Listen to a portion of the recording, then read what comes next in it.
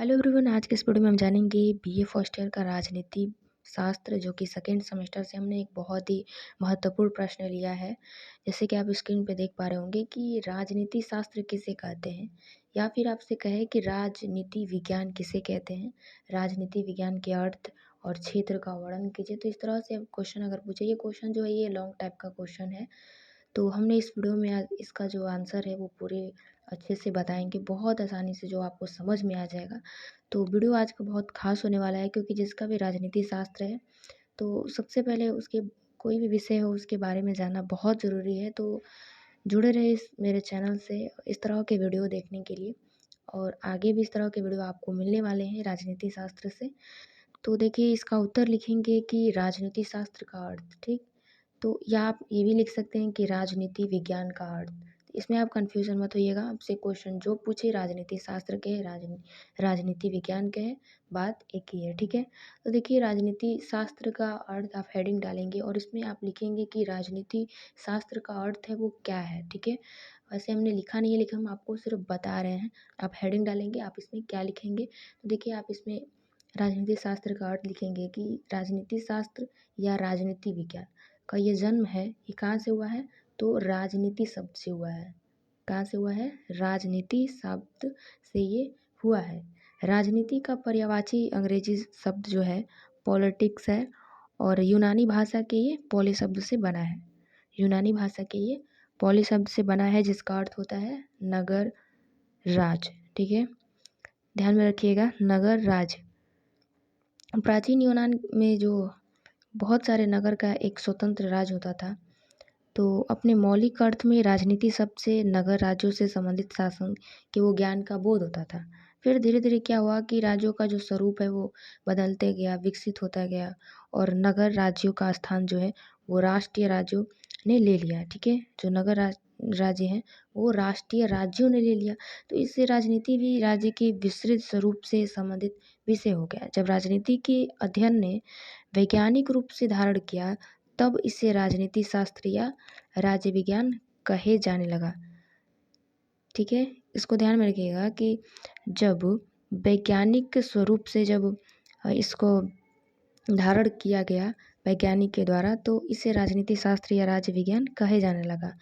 आधुनिक युग में राजनीति शास्त्र राज्य का ही वैज्ञानिक और व्यवस्थित अध्ययन करता है। इसमें गार्नर जो महोदय हैं वो कहते हैं राजनीति शास्त्र की परिभाषा में कि राजनीति शास्त्र राज्य से आरंभ होता है। मतलब राजनीति शास्त्र जो है वो राज्य से ही शुरू होता है और राज्य पर ही खत्म हो जाता है, समाप्त हो जाता है, ठीक है। तो देखिए, आप कोई भी परिभाषा लिखिए, उसमें कम से कम वैज्ञानिक का 2 मत आप ज़रूर लिखिएगा, क्योंकि एक मत लिखते हैं तो वो उसको पूरा माना नहीं जाएगा। लेकिन आप 2 मत लिखते हैं तो दोनों में क्या विचारें आ रही हैं, दोनों की अलग-अलग होंगी।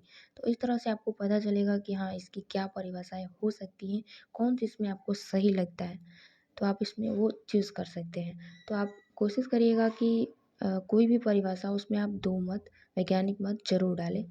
तो चलिए, अब नेक्स्ट का हेडिंग जो है आप डालेंगे, राजनीति शास्त्र का अर्थ तो हो गया। अब आप डालेंगे कि राजनीति शास्त्र की परिभाषा है। आखिर राजनीति शास्त्र किसे कहते हैं? तो उसमें हमने लिया है 3 वैज्ञानिक मत। तो आपको 2 मत याद रखना है, जो आपको पसंद आए, यानी कि जो आपसे याद हो पाए, ये कहे तो। देखिए, गार्नर के अनुसार ये कहते हैं कि राजनीति शास्त्र का अध्ययन जो है वो शुरू होता है, मतलब आरंभ और अंत राज्य से ही होता है, ठीक है। तो ये बहुत आसान है, इसको आप ध्यान में रखिएगा। उसके बाद जो सीले महोदय हैं ये कहते हैं कि राजनीति शास्त्र ठीक उसी प्रकार शासन से संबंधित है जिस प्रकार अर्थशास्त्र संपत्ति से, ठीक है। अर्थशास्त्र का मतलब क्या है, संपत्ति से। तो जीव विज्ञान जीवों से है, बीजगणित अंकों से है, और रेखागणित विस्तार एवं परिभाषा से है। तो इनका भी बहुत अच्छा मत है कि राजनीति शास्त्र ठीक उसी प्रकार शासन से संबंधित है। राजनीति शास्त्र जो है वो शासन से संबंधित है, ठीक है, शासन प्रशासन से। और अर्थशास्त्र जो है वो तो संपत्ति से, जीव विज्ञान जीवों से, बीजगणित अंकों से, रेखागणित विस्तार से। तो ठीक इसी प्रकार कह रहा है कि राजनीति शास्त्र भी शासन से संबंधित है, कहने का मतलब ये है। तो इनका भी जो है परिभाषा बिल्कुल अच्छा है। अब चलिए हम तीसरे महोदय जो है उनको देखते हैं। अब ये बर्नटस्ली जो जो कह रहे हैं अपने शब्दों में राजनीति शास्त्र के परिभाषा में कि राजनीति शास्त्र वह विज्ञान है जो राज्य से संबंधित है और जो राज्य की मूलभूत स्थिति जो है उनकी तात्विक, प्राकृतिक, विविध स्वरूप और विकास के समझने और ग्रहण करने का ये प्रयास करती है। तो इन तीनों में से आपको 2 को ध्यान में रखना है। आपको 2 परिभाषा जो एग्ज़ाम में आपको लिख के आना है। उसके बाद आपको हेडिंग क्या डालना है कि राजनीति शास्त्र का क्षेत्र। आपसे क्या पूछा है? अर्थ तो हो गया, ठीक है? परिभाषा भी हो गया। उसके बाद आपका बच रहा है क्षेत्र। आखिर किस क्षेत्र इसका क्षेत्र क्या है? तो राजनीति शास्त्र का क्षेत्र जो है ये हेडिंग डालेंगे आप, ठीक है?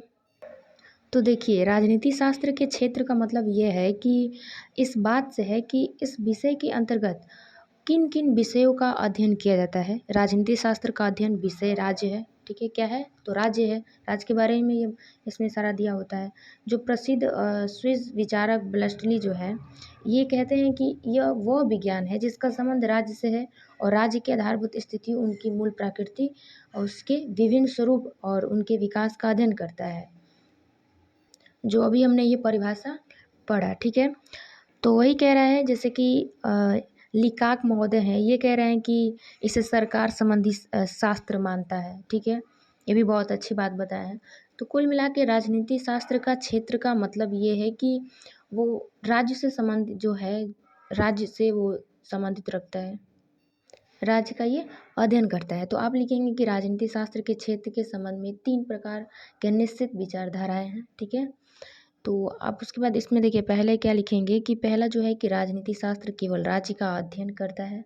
राजनीति शास्त्र के क्षेत्र के संबंध में 3 प्रकार है, जो कि पहला है कि राजनीति शास्त्र केवल राज्य का अध्ययन करता है, बिल्कुल सही है। दूसरा ये कह रहा है कि राजनीति शास्त्र केवल सरकार का अध्ययन करता है। तीसरा ये कह रहा है कि राजनीति शास्त्र राज्य और सरकार दोनों से संबंधित है। तो ये जो तीसरा है ये बिल्कुल सही है कि राजनीति शास्त्र जो है राज्य और सरकार दोनों से संबंधित है। तो यही जो है राजनीति शास्त्र के क्षेत्र से संबंधित ये 3 जो है प्रकार है, जो कि विचारधाराएँ हैं, ठीक है? विचारधाराएँ हैं। तो ये तीनों आप लिखेंगे तो बहुत अच्छा आपको नंबर मिलेगा और बहुत आसान भी है कि राजनीति शास्त्र केवल राज्य का अध्ययन करता है, राजनीति शास्त्र केवल सरकार का अध्ययन करता है। तीसरा आप ये लिख दीजिए कि नहीं, राजनीति शास्त्र राज्य और सरकार दोनों से संबंधित है। देखिए जो राजनीति शास्त्र है वो राज्य और सरकार का विज्ञान तो है ही, लेकिन साथ-साथ जो ये अन्य सामाजिक शास्त्रों की तरह मानव का भी अध्ययन करता है और हम तत्वों की उपेक्षा नहीं कर सकते हैं।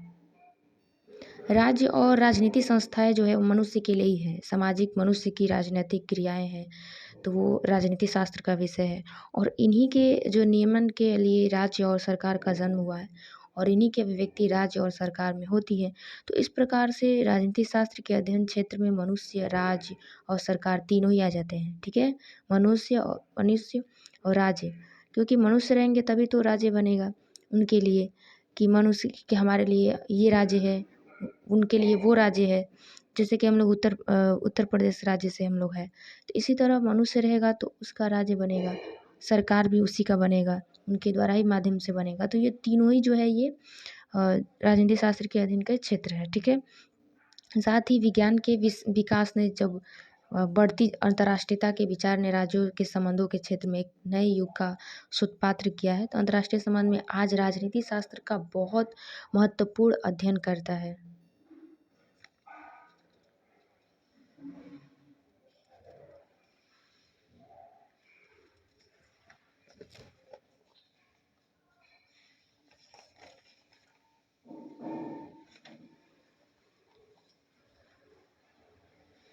तो एग्ज़ाम में अगर आपसे ये क्वेश्चन पूछे तो आप हेडिंग डालेंगे सबसे पहले राजनीति शास्त्र का अर्थ, उसका अर्थ लिखेंगे, कहाँ से कैसे राजनीति शास्त्र का इसको नाम पड़ा।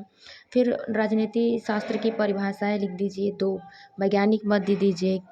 उसके बाद तीसरा जो है कि राजनीति शास्त्र का क्षेत्र, आखिर में राजनीति शास्त्र जो है वो किस क्षेत्र में प्रयोग होता है, उसका क्षेत्र क्या है। सबका एक अपना-अपना, हर विषय का एक अपना क्षेत्र होता है, तो उसका कहाँ पर योगदान है।